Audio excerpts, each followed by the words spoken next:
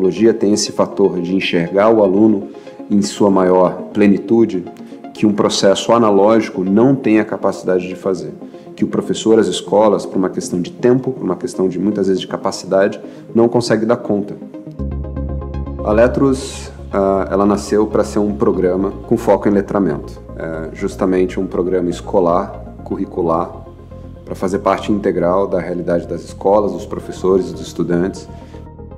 E para os estudantes é o calor do momento. A gente precisa estimular escritas, a gente precisa estimular diversas escritas e a gente precisa tratar essas escritas com devolutivas que são imediatas. A gente não precisa esperar um mês, 3 semanas para falar sobre esse texto, para comentar sobre esse texto, para criticar esse texto. Assim que o estudante escreve, a inteligência artificial pode fornecer esses insumos com base nas evidências, nos textos dos alunos de forma muito mais sofisticada e eficiente. O professor, ele era fundamental, junto com a plataforma, nessa parte de induzir a gente a ter argumentos, a ter repertórios, a ajudar a gente a escrever mesmo, porque às vezes tem alguns temas que são um pouquinho mais complicados, então esse time, professor, plataforma, foi essencial. Uma plataforma como a Letros, ela obriga que o estudante ele se aproprie mais e tenha um olhar mais crítico sobre aquilo que ele está lendo, para que ele possa desenvolver um bom texto. Então, nesse sentido, ela contribui para um letramento, né, que é necessário, que vai para além de uma escrita, de uma redação para o Enem, né, que é uma necessidade de pensar sobre algo de forma mais complexa. O Espírito Santo passou a adotar a Letros como política pública efetiva para todos os seus estudantes em 2022. Em um ano de trabalho com o Espírito Santo, eles se tornaram o primeiro estado do Brasil na redação do Enem pela primeira vez na história. E no segundo ano de implementação, eles continuam em primeiro lugar. Eu já imaginava uma nota boa, porque eu tirava sempre notas boas, né, na escola, mas o 1000 foi o 1000, né, foi diferente. Foi algo assim que eu não imaginava nem nos meus melhores sonhos. Que é algo raro, né? Só 4 de escola pública tiraram. E acho que é isso que a gente tem que ter muito carinho com esse texto, porque ele representa o que está dentro da gente, né? E a gente tem que tratar esse texto como se fosse algo sagrado, como se fosse algo bonito, e a gente quer louvar que esse texto, cada pessoa possa expressar o seu de forma mais profunda na sociedade.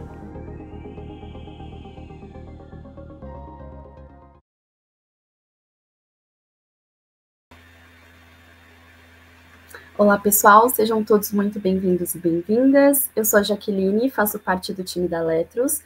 Vamos iniciar o nosso webinar Como as mudanças no ensino médio impactam a escrita e a redação do Enem. Hoje temos a honra de contar com a presença da nossa convidada Bruna Caruso. Bruna, muito obrigada por aceitar o nosso convite e o palco é todo seu. Obrigada, Jaque. Bom, hoje eu estou aqui a convite da Letros. Primeiramente, queria agradecer a Letros por esse convite, para falar um pouco sobre como as mudanças no ensino médio impactam a escrita e a redação do Enem. Antes de iniciar, vou me apresentar rapidamente. Então, eu sou professora pelo Instituto Vera Cruz. Atualmente, atuo na Rede Municipal de São Paulo, né? Sou professora da rede. Também sou gestora pública e mestranda pela Fundação Getúlio Vargas. E na trajetória profissional atuei em alguns institutos do terceiro setor relacionados à educação, então no Instituto Jungo, no Laboratório de Educação, no Instituto Reúna, com desenvolvimento de itinerário formativo para o ensino médio, com projetos relacionados ao ensino médio e com a formação de professores. A experiência que mais me trouxe uma bagagem para poder compartilhar aqui com vocês hoje foi a coordenação da Frente de Ensino Médio do Conselho Nacional de Secretários Estaduais de Educação. Então, no CONSED, nos anos de 2019 e 2020, eu estive na frente de trabalho que apoiou as secretarias estaduais na apropriação das mudanças do ensino médio, na reforma do ensino médio, em como ajustar os seus currículos para a implementação do ensino médio. Então, nesse momento, né, histórico, eu estive no CONSED e aprendi muito nas trocas com as secretarias, com os professores, com os gestores, e muito do que vou trazer aqui hoje, né, sobre como essas mudanças do ensino médio impactam, de alguma maneira, a escrita dos estudantes e a redação do Enem tem muito a ver com essa experiência profissional. Tem um infográfico que a gente criou no momento de trabalho ali da frente do ensino médio, um infográfico com muitas informações e materiais que apoiam a compreensão de todo esse processo, de toda essa reforma. Eu trouxe esse material para ilustrar, né, que nesse webinário eu vou compartilhar alguns pontos, alguns aspectos, mas que existe um arcabouço de materiais e de informações que estão disponíveis em diferentes sites. Depois vou deixar também como recurso, como referência para vocês. Mas existe aí um conjunto de instituições, de pessoas que têm se aprofundado nessa reforma, nessas transformações. Então, tem muito material de apoio para quem quer, de fato, se aprofundar. Então, queria começar aqui essa fala dizendo que a gente tem uma base que, na verdade, é o centro de todo esse processo, de toda e qualquer reforma. Quando a gente pensa em educação, a gente tem uma base que é o estudante. Então, hoje a gente fala muito sobre processo de ensino-aprendizagem, sobre a aprendizagem do estudante, a aprendizagem centrada no estudante. Então, eu trouxe esse slide para mostrar assim, temos o estudante, ele é o centro, ele é a base desse processo, ele é a base de tudo. Mas para que as práticas pedagógicas cheguem nos estudantes, para que a gente tenha uma aprendizagem garantida, esse direito de aprendizagem garantido, existe uma cadeia de ações, um conjunto de atores que precisam estar muito relacionados, coerentes e coesos. Eu começo a fala de hoje falando sobre essa visão sistêmica, sobre esse sistema que existe e que apoia o estudante nessa garantia de direitos de aprendizagem. O estudante ele está na base e quem promove essas práticas, essas experiências que vão possibilitar esse processo de aprendizagem é a prática em sala de aula, onde o protagonista é o professor. Então, os professores, as professoras que estão diretamente com esse estudante em sala de aula, são eles que vão promover essas experiências que possibilitam a aprendizagem. Seja para a escrita, seja para a redação do Enem, seja para esse processo de apropriação, o professor é o grande protagonista. Para que o professor possa estar ali preparado, para que o professor possa ter as condições necessárias, as condições materiais, as condições físicas, as condições de trabalho, ele precisa ter alinhamento e diálogo dentro desse espaço escolar. Então, uma comunidade escolar coerente, coesa, assim como toda essa estrutura, mas essa comunidade escolar onde tem uma gestão, uma direção, uma coordenação, e essa equipe consegue estabelecer uma troca efetiva para que os professores estejam alinhados num coletivo que tem um valor comum, de possibilitar essas aprendizagens para os estudantes. Além disso, de estar atentos e cientes e conscientes das diretrizes da política pública. Então, tem a escola ali que recebe esse conjunto de políticas, de diretrizes da rede pública estadual. Então, aqui a gente está falando de estudantes do ensino médio, professores especialistas do ensino médio, professor de física, o professor de biologia, o professor de química, que estão nesse coletivo da escola. Geralmente, em sua maioria, as escolas de ensino médio, as escolas públicas de ensino médio são da rede estadual, então aqui tem um conjunto de diretrizes e políticas que vão orientar, instruir e comunicar para essa escola qual é o currículo, qual é o material didático, quais são as avaliações, qual é a formação disponível para que os profissionais da escola estejam aptas para essa prática. Então, pensando na aprendizagem do estudante, olha quantas coisas estão relacionadas para que, de fato, a gente consiga ver esse resultado. E ainda, para que a gente tenha diretrizes, políticas públicas bem orientadas ou que minimamente tenham uma sinergia entre estados.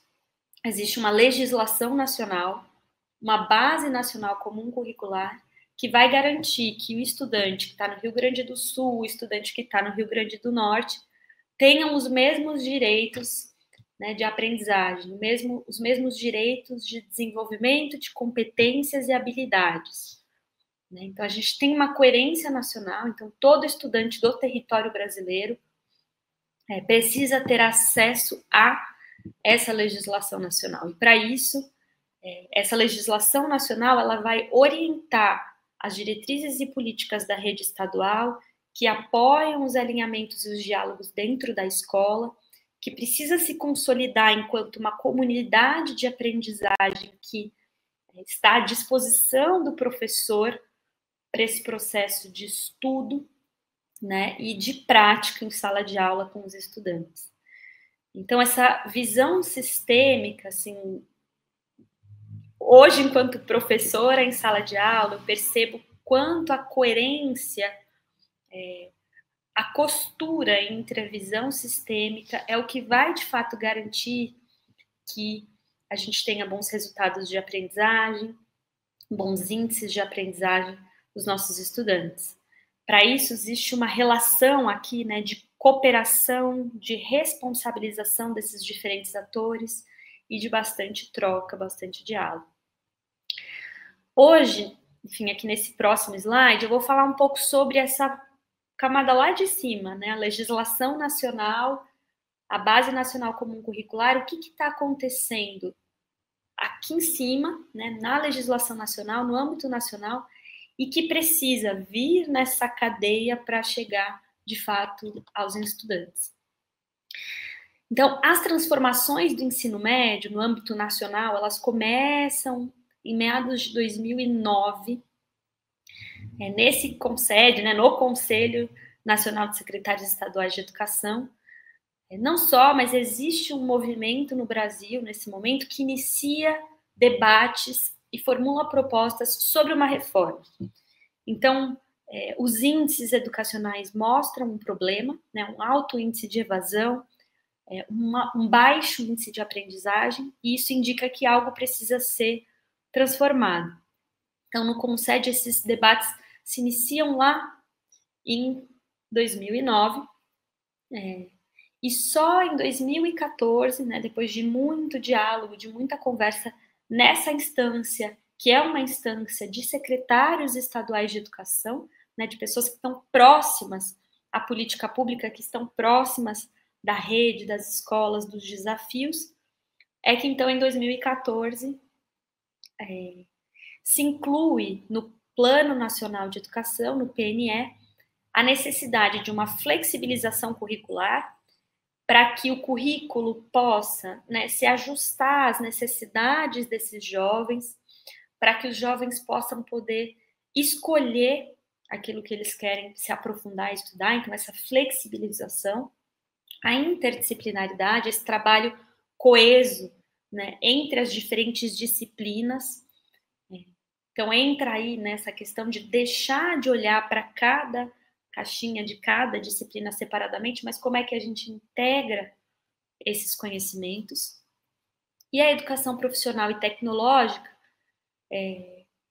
para estabelecer uma conexão com o mundo do trabalho, né? Esse jovem do ensino médio que está tão próximo ali da vida profissional, como incluir o mundo do trabalho já nessa etapa de ensino. E a construção da BNCC. Então, ali também é um momento que se discute já a necessidade de existir uma base nacional comum curricular. Isso há 10 anos, né? A gente está falando aqui há 10 anos atrás. Em 2016, o Ministério da Educação propõe uma medida para alterar a Lei de Diretrizes e Bases da Educação. Então, em 2016, tem uma proposta já de mudança que vai olhar para essas inclusões feitas no Plano Nacional de Educação. E em 2017 tem aprovada a Lei 13.415, que é uma lei que cria as bases legais para a reforma do ensino médio. Aqui é o momento que muitas pessoas podem lembrar, né, foi um momento, inclusive, com muitas manifestações com relação à reforma do ensino médio, com relação à medida provisória, né? Então, um momento aí bastante complexo, mas que com essa aprovação em 2017 cria as bases legais para uma discussão que já vem vindo de aí uma longa data, né, para um processo de transformação. Em 2018, então, tendo essa lei aprovada, essa lei que dá as bases para a reforma aprovada, em 2018, o Ministério da Educação, o CONSED, né, esse conselho que está super articulado para fazer essas transformações acontecerem, e o Conselho Nacional de Educação começam a promover debates para se atualizar as diretrizes curriculares do ensino médio, para se aprovar a Base Nacional do Ensino Médio, publicar materiais que apoiem as redes nessa, de fato, reforma. Então, 2018, 2019 e aqui 2020 é o momento de... Temos as bases legais, né? A gente discutiu, criou bases legais e agora estabelece um conjunto de normas, de instruções para poder orientar esse processo de reforma do ensino médio, né? Do novo ensino médio. As redes estaduais têm um movimento muito forte nesse momento. Elas atualizam seus currículos, quem aí for de rede estadual, técnico de secretaria, esteve nesse momento que foi bastante significativo e importante, vai se lembrar desse processo de transformação, de reelaboração curricular, reelabora material didático, pensa em formação de professores, muita coisa acontecendo nesse momento. E aí a gente entra na pandemia, bem no processo aí de implementação do novo ensino médio, pandemia, e além da pandemia, muitos desafios para a implementação. Então, tem uma reforma que foi pensada, uma reforma com bases e princípios muito coerentes com as transformações da sociedade, mas que tem um desafio bastante grande de implementação. Bastante grande de implementação, porque a gente está falando de mudanças muito estruturais, mudanças de carga horária, de arquitetura, de articulação entre professores. Então, são mudanças que vão aí precisar de um tempo para serem implementadas e mudanças que ainda precisam de um pouco mais maturidade para poder ser implementadas. Então, em 2023, diante desses desafios de implementação, o governo federal realizou uma série de consultas públicas, de debates, com o apoio da sociedade civil, dos governos, do CONSED, que está sempre aí bastante à frente desse processo, para revisar a legislação. Quais são as dificuldades, onde é que a gente precisa ajustar?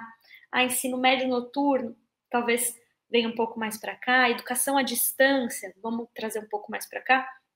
Então, tem aí uma série de ajustes que em 2023 o governo federal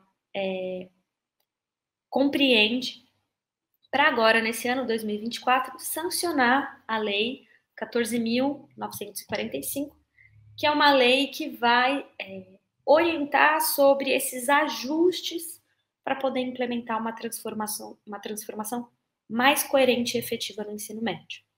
Então, uma transformação que respeite mais algumas questões de implementação desse processo. E, além disso, além de aprovar essa lei que vai organizar um pouco melhor as questões de implementação do ensino médio, elabora subsídios, um documento de subsídios, que esse também foi bastante a minha base de estudo para compartilhar agora algumas informações com vocês, subsídios para criar as novas diretrizes do ensino médio. Então, a gente tem uma lei, que é essa, que vai falar sobre a nova arquitetura curricular, mas também diretrizes que vão apoiar os conteúdos, todo o conhecimento e o arcabouço necessário, principalmente para os itinerários formativos. Então, vamos lá, nova arquitetura curricular. Quais são aí as principais transformações, né? Então, eu contei toda essa história que é uma história que diz sobre essa legislação nacional e o que essa história agora traz de novo, ou o que essa história traz de mudança. Então, uma principal mudança é a questão da nova arquitetura curricular. Tem uma nova organização das horas do ensino médio. Então, o ensino médio ele passa a ter uma carga horária mínima de 3.000 horas. Então, o que vem acontecendo até então é um ensino médio de 2.400 horas. Então, a gente vê o ensino médio atualmente, muitas redes ainda com 2.400 horas, então agora vem para uma carga horária mínima de 3.000 horas. Tá? Então, essa nova arquitetura fala sobre essa carga horária de 3.000, onde 2.400 precisam ser dedicadas ao que a gente chama de formação geral básica, e aí organizada por áreas do conhecimento, né? Então, português, inglês, artes e educação física, né? A área de linguagens, matemática, ciências da natureza e ciências humanas. Então, as 4 áreas do conhecimento articuladas nas 2.400 horas da formação geral básica. As competências e habilidades que precisam ser garantidas na formação geral básica estão na Base Nacional Comum Curricular. Então, na BNCC, os professores, os gestores, as equipes escolares vão encontrar as habilidades e competências que precisam estar garantidas na formação geral básica. A BNCC ela é a Base Nacional Comum Curricular, mas ela vai orientar o currículo da rede estadual. Então, para o professor, para a escola, para organizar o projeto político-pedagógico, a equipe precisa se debruçar no currículo da rede estadual. No currículo que vai dizer quais são essas competências e habilidades e como trabalhar essas competências e habilidades. E como vai dar pistas de como trabalhar nessas áreas do conhecimento. As 600 horas restantes, elas precisam estar aí orientadas para os itinerários formativos. E é aqui que o estudante escolhe o percurso que ele vai querer trilhar. Cada rede estadual vai organizar e orientar as escolas sobre quais são e como vão ser ofertados esses itinerários formativos. Na legislação nacional tem alguns requisitos mínimos que as redes estaduais vão precisar olhar para orientar as suas escolas. Mas aqui a gente tem itinerários, em sua maioria de 600 horas, ali, de no mínimo 600 horas, para esse itinerário que a gente chama do itinerário propedêutico, itinerário das áreas do conhecimento. E no caso da formação técnico e profissional, os itinerários eles podem chegar até 1.200 horas. Então, os itinerários da formação técnico e profissional, eles podem ser cursos curtos, cursos que a gente chama de cursos livres, cursos FICs, que são cursos menores, que inclusive podem ter até 600 horas, cursos menores. Mas o itinerário técnico profissional, de fato, muitas vezes ele chega a 1.200. Quando ele chega a 1.200 horas, pode existir aqui uma remodelação dessa carga horária e a formação geral básica reduzir em 2.100 para acomodar 300 horas da formação geral básica com conteúdos relacionados à formação técnica. Então, isso para o estudante não ter uma carga horária muito excessiva no caso da formação técnica profissional. Então, esse ajuste foi feito para acomodar o estudante que opta por essa formação, uma formação técnica. E a gente sabe que a formação técnica, ela muitas vezes é o estopim para o estudante ingressar, inclusive, no ensino superior. Hoje a gente tem índices que mostram que o estudante que cursa o técnico junto com o ensino médio, ele tem mais chances, inclusive, de ingressar no ensino superior do que aqueles que não cursam o ensino técnico. Então, hoje, o ensino técnico, além de possibilitar que o estudante saia do ensino médio já com uma formação profissional, ele também tem mais chances de ingresso no ensino superior. Então, acaba que o ensino técnico é muito atrativo para o jovem, E ele cria também essas condições mais efetivas de ingresso no mercado de trabalho. O trabalho como princípio educativo, ele vai entrar como um princípio, né, desde os debates lá do início dessas transformações e agora com bastante força. As redes de ensino, elas precisam, então, ajustar, como eu falei lá quando eu estava mostrando a coerência sistêmica, elas precisam ajustar o currículo, o material, a avaliação, a formação de professores para que toda essa cadeia seja aí, de fato, coerente. Mas, como eu estava dizendo, o trabalho como princípio educativo é um compromisso desse ensino médio, nessa valorização do trabalho na sua dimensão ontológica, né, na sua dimensão de ser, né, como uma atividade criadora de cultura, como uma atividade humana, como uma atividade de dignidade humana. Né, o trabalho aí como aquilo que movimenta, de fato, esses jovens para muitas coisas. Então, hoje a gente tem também números assustadores de jovens que nem estudam e nem trabalham. Então, a gente incentivar o estudo e o trabalho é um compromisso bastante importante, trazer o trabalho como um princípio educativo mesmo para dentro da escola, né, ter esse diálogo. A pesquisa como princípio pedagógico, então, aqui estou trazendo um conjunto de compromissos desse ensino médio. Quais são compromissos que precisam estar refletidos nesse trabalho? Então, a pesquisa, então, essa centralidade no saber historicamente acumulado pela humanidade.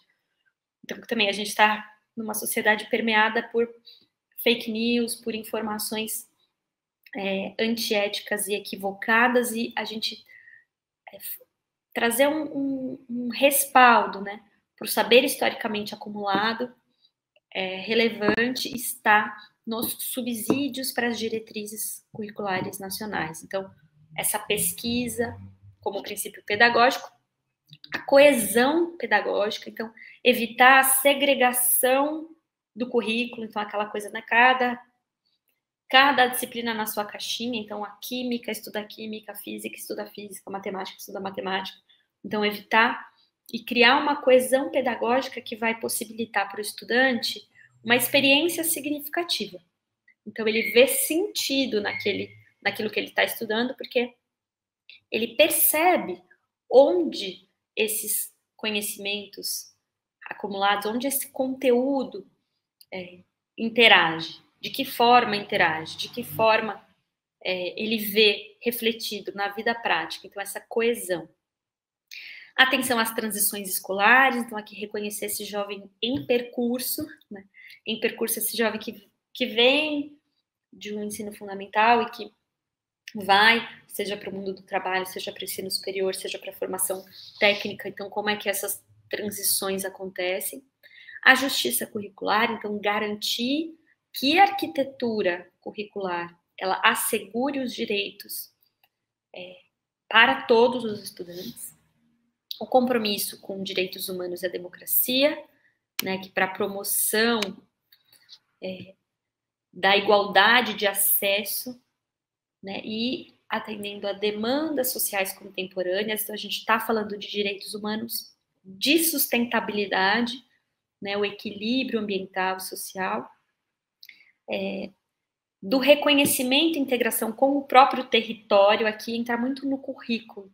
Então, a gente tem a Base Nacional Comum Curricular, e quando vem para o currículo do Estado, como é que essa base ela dialoga com esse território, com esse Estado? E mais do que isso, né? Quando chega na escola, como é que dialoga com o território deste bairro, dessa cidade, desse lugar onde esses jovens moram, residem, fazem parte? Então, essa integração com o território que passa pela gestão escolar, pela reflexão do currículo, pela prática do professor.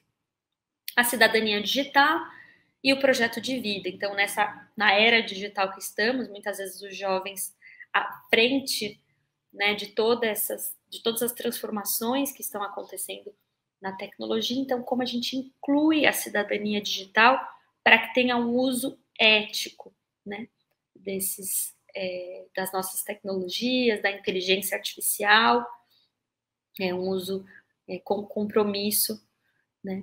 E aí o apoio ao projeto de vida do estudante. Então aqui esse planejamento pessoal e profissional dos estudantes, considerando os seus próprios interesses, suas próprias metas. Esses são os compromissos do ensino médio. Aqui tem, né,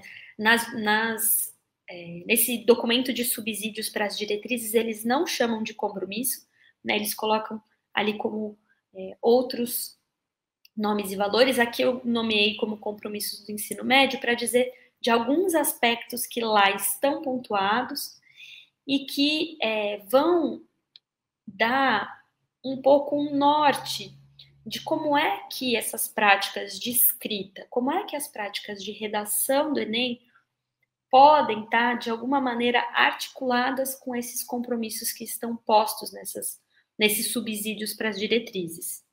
Esses compromissos, eles já vêm aí de debates, como eu mostrei, de um histórico de longa data, e eles precisam estar coerentes naquela visão sistêmica. Então, pensando nisso, a redação do Enem, muito provavelmente, né, que a gente está falando, quais são os impactos, quais são os possíveis impactos nessa escrita, como é que essa escrita precisa ser. Muito do que eu vou falar aqui não é novo, assim, ninguém está inventando a roda, é muito mais ajustes finos para essa adequação, e eu aposto que muitos professores hoje já fazem muitas das práticas que eu vou comentar. Então, uma escrita, a gente está pensando no jovem tendo essa escrita crítica e autoral, não uma escrita de autoria, que olhe para os temas transversais, né, que olhe para os temas contemporâneos, né. Quando a gente fala temas transversais, temas contemporâneos, os Objetivos do Desenvolvimento Sustentável, os ODS, eles apoiam muito na elaboração, né, dos professores, dos estudantes, a pensar sobre esses temas relevantes para a humanidade nesse momento. Né? Então, olhar para os ODS, olhar quais são esses Objetivos de Desenvolvimento Sustentável, como é que eu posso organizar uma aula, organizar uma proposta de redação, olhando para esses temas transversais e solicitando uma escrita crítica e autoral. Então, essas questões interdisciplinares, né? Então, sair das caixas, isso com certeza, que amplie o repertório cultural e tenha uma leitura crítica do mundo. Então, ampliar repertório cultural, né, aqui com música, com literatura, com acesso a diferentes materiais disponíveis. Hoje, inclusive, a gente tem muitos museus, muitos acervos que ficam disponíveis de forma gratuita online, né, que dá para acessar com os estudantes de forma gratuita online. E essa conexão com o mundo do trabalho. Então, mais do que nunca, entender essa interação do trabalho como princípio educativo e conectar com o trabalho.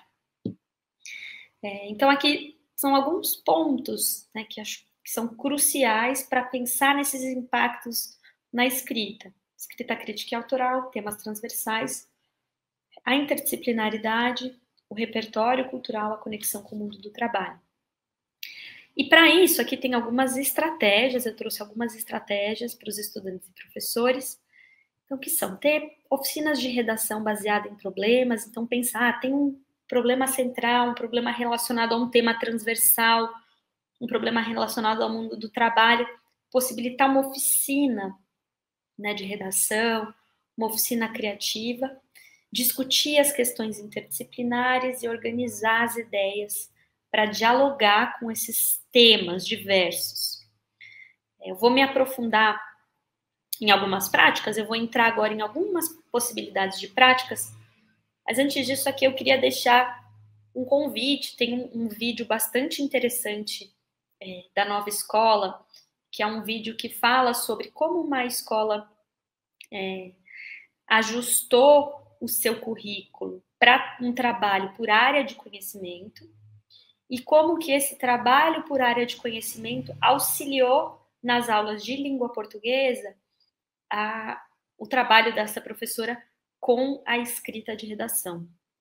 Então, depois a gente vai deixar como referência esse vídeo, como uma referência que apoia e mostra, inclusive, a interação desses diferentes professores, da coordenadora também bastante comprometida nesse trabalho de articulação das áreas, para que o professor não esteja sozinho em sala de aula, fazendo seu trabalho, mas que exista uma comunidade ali, uma coerência que mostra, inclusive, para o estudante o sentido, né, desses diferentes conteúdos em diálogo. Então, esse vídeo é bastante interessante, ele ilustra muito dos compromissos do ensino médio, muito dessas transformações do ensino médio, então, depois fica aqui o convite para que vocês assistam. E aqui eu vou para algumas propostas práticas, já me encaminhando para o final desse vídeo, né? Espero ter apoiado nessa compreensão inicial de uma visão sistêmica que está aí com uma legislação nacional em transformação. Essa legislação nacional traz um conjunto de mudanças de arquitetura, de compromisso, então essa legislação nacional fala sobre uma mudança prática. Que mudanças práticas são essas? Como essas práticas precisam estar refletidas, né, em sala de aula? E aqui algumas propostas práticas para apoiar principalmente o processo de escrita e de redação do Enem. Então, uma primeira proposta, que acho que tem a ver com algo que eu já comentei, é o projeto interdisciplinar de redação. Então, ter projetos onde os professores das diferentes áreas, então geografia, física e matemática, por exemplo, podem dialogar para pensar num tema relevante relacionado, né, às questões contemporâneas, que é soluções para os desafios de mobilidade urbana.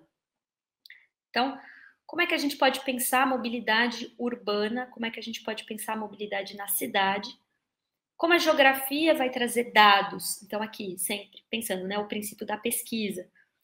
Trazer dados, trazer um conhecimento acumulado da humanidade. Então, como que a geografia traz um conjunto de dados? A física também articulando os dados e a matemática nas informações para poder apoiar os estudantes nessa argumentação necessária para uma redação com esse tema. Então, os professores criam atividades que os estudantes desenvolvem esses argumentos sustentados por dados e questões interdisciplinares. Uma oficina de produção de texto baseada no projeto de vida. Então, uma oficina em que o estudante possa, incentivados, né, pelos professores, escrever sobre metas pessoais, metas profissionais, e aí relacionando com o mundo do trabalho contemporâneo, com as questões do trabalho, essas transformações do trabalho, e aí pensando inclusive no itinerário de escolha do jovem. Então, relacionar com o projeto de vida é falar sobre escolha, falar sobre interesse, vontades, sonhos, desejos. Então, como que... Aqui é uma outra proposta, que é então, fazer uma oficina para essa produção textual com foco no projeto de vida. Então, o projeto interdisciplinar, ele é aquele que vai demandar um pouco mais de articulação com outros professores, né? Reuniões com outros professores para pensar junto, e ter um tempo um pouco maior, um pouco mais extenso. Um projeto ele pode durar 1, 2, 3 meses, né? Então ele é um projeto mais longo, um projeto ele tem começo e fim, então esse seria um projeto. A oficina ela já é algo mais pontual. O professor de língua portuguesa, o professor pode ali de fato só dizer, vamos fazer essa oficina, eu quero promover uma oficina para discutir uma escrita mais autoral com foco em projeto de vida. Aqui pensando numa atividade permanente, né? Então, uma atividade que pode acontecer toda semana. Então, a cada semana, o estudante produz um texto curto sobre um tema. Então, isso ajuda, né, o estudante a criar, a conseguir estruturar melhor os seus próprios argumentos. Então, textos curtos, resenha, crônica, carta. Então, tem um tema semanal. Naquela semana, né, o professor pode trazer o tema ou pedir para que um aluno traga o tema. Então, naquela semana tem um tema a ser trabalhado. O tema pode ser, né, aí trazido pelos alunos ou o próprio professor apresenta. E tem uma escrita que ajuda nessa construção argumentativa. Essa atividade permanente, ela vai criando uma constância, né, ela vai ajudando a consolidar essa habilidade da argumentação, essa habilidade na escrita argumentativa. Os debates com base no repertório cultural. Então, os estudantes gostam bastante, né, dos debates. Então, organizar a sala em roda, criar grupos. Então, um grupo vai ser a favor, o outro grupo vai ser contra. Eles precisam buscar e pesquisar sobre temas contemporâneos, podem falar sobre tecnologia, podem falar, por exemplo, algo que está muito atual o uso do celular na escola. Então, um grupo a favor, um outro grupo contra. Pode ou não pode trazer o celular para a escola? Pode ou não pode usar o celular na escola? Promover esse momento de debate, de diálogo, é isso, para a construção dessas habilidades argumentativas. Então, aqui tem algumas propostas, né, que vão desde projeto mais longo, oficina mais curta, atividade permanente. Então, como professores ou mesmo a rede, como que a rede pode orientar, como os professores podem se organizar e planejar algo nesse sentido. Aqui uma simulação de redação do Enem, aqui também é algo bastante pontual, organizar, né, uma oficina, uma aula. Hoje a gente vai fazer uma simulação do Enem. Então, traz, né, assim como no Enem, os textos que dão base para um determinado tema e promove esse momento de simulação. Aqui, algo diferente, mas que eles também gostam muito, que é a produção de podcasts e vídeos curtos. Então, agora eles adoram né, produzir vídeo, produzir podcast. Isso coloca o estudante nesse lugar também de autoria, também de protagonismo, e ajuda a estruturar os argumentos. Essa habilidade argumentativa dos argumentos orais, que depois podem ser ajudados, né, ajustados e auxiliados para o processo de escrita. Então, promove um momento de discussão, produz um podcast sobre esses diferentes argumentos e depois escreve. É claro que a escrita ela vai demandar outros comportamentos, né, os comportamentos escritores. Ela vai demandar planejamento, ela vai demandar um outro tipo de interação com o conteúdo. Mas os vídeos e os podcasts ajudam na estruturação do argumento, que podem, né, depois, posteriormente, ser ajustados. E um diário de escrita reflexiva, que é uma prática que os professores podem incentivar os alunos, né, principalmente aí nesse momento que é tão necessário, né, de se apropriar cada vez mais do processo de escrita, ter uma escrita, seja diária, seja semanal, inclusive para que eles possam refletir sobre o seu projeto de vida, sobre questões atuais, ter um diário, incentivar esse diário para ir soltando essa escrita, né? Para o estudante, inclusive, perder o medo de escrever. Muitas vezes a gente vê os jovens que olham, né, para aquela página em branco, para aquela tela em branco e ficam um pouco paralisados, sem saber por onde começar. Então, o diário ele ajuda a soltar, a ir soltando aos poucos a escrita livre, a escrita aqui sem tanta rigorosidade, né, no processo de escrita, que é claro que na redação existe uma estrutura, né, existe um planejamento, existe uma estrutura, existe uma organização na redação argumentativa, né, na escrita argumentativa, como é o caso da redação do Enem, mas o diário ele ajuda a soltar aí, né, e o estudante se familiarizando com esse processo e criando mais intimidade com a escrita, né, criando mais intimidade. E aí é interessante que seja com temas relacionados à sua própria vida, suas questões e tudo mais. Aqui eu deixo essa pergunta, né, que é se você utiliza alguma dessas estratégias, né, para desenvolver, se utiliza, se sim, se não, quais utiliza, quais você acha, né, você enquanto professor, né, no caso se forem professores que estiverem assistindo, o que faz sentido para a sua turma, o que faz sentido também para esse momento dos estudantes. Então, aqui fica essa pergunta, né, reflexiva para que vocês possam pensar sobre essas diferentes práticas, entender como elas podem compor o planejamento didático, né, seja o professor no planejamento didático, sejam gestores escolares para apoiar os seus professores, sejam técnicos de secretaria para orientar as escolas e os professores nesse processo de construção, mas aqui como que esse conjunto de práticas pode, de alguma maneira, contribuir e refletir essas transformações que o ensino médio propõe atualmente. Aqui, para finalizar, eu compartilho só com vocês. No vídeo inicial, a Letros já apresentou um pouco do trabalho que tem feito. Então, a Letros é essa tecnologia que apoia, né, na escrita da redação.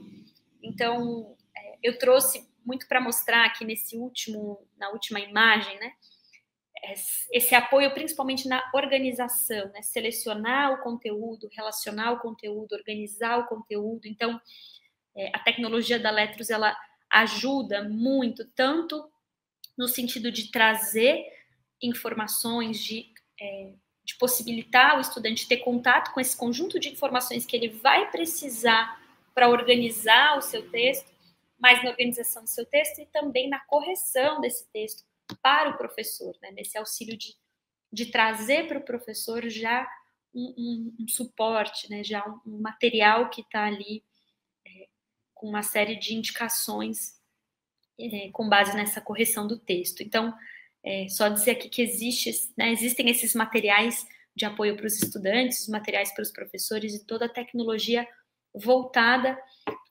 para esse princípio educativo, para esse direito ser cada vez mais garantido. E eu deixo também aqui para vocês algumas outras referências e materiais complementares. Então, existe um programa de formação de professores todo voltado para o ensino médio, né, e suas transformações, que é o nosso ensino médio.org.br. Eu, inclusive, atuo na gestão, na organização do programa. Né, é um programa que foi elaborado já há bastante tempo, tem adesão de diversas redes de ensino, e ele tem uma série de conteúdos que auxiliam professores e gestores na compreensão das transformações do ensino médio e ajuda bastante em práticas relacionadas a isso. O Instituto Reúna e o Instituto Jungo têm também muitos materiais relacionados ao ensino médio, e o Instituto Porvir um material que chama Nossa Escola em Reconstrução, que também é um material todo focado para os jovens, né, para as juventudes aí do ensino médio. Então, aqui, esses materiais também que ficam à disposição, como outras referências complementares. E eu fico à disposição, né, de todos e todas que estiverem assistindo, caso queiram compartilhar alguma dúvida, inquietação, um feedback, também fico super disponível para interagir com vocês. Obrigada, Bruna. Como ela comentou, então a gente vai deixar todos esses links, materiais de referência na descrição do vídeo. Se tiverem comentários, comentem também na descrição do vídeo, que a gente responde vocês. Obrigada, Bruna, mais uma vez, e vamos encerrar o nosso webinar.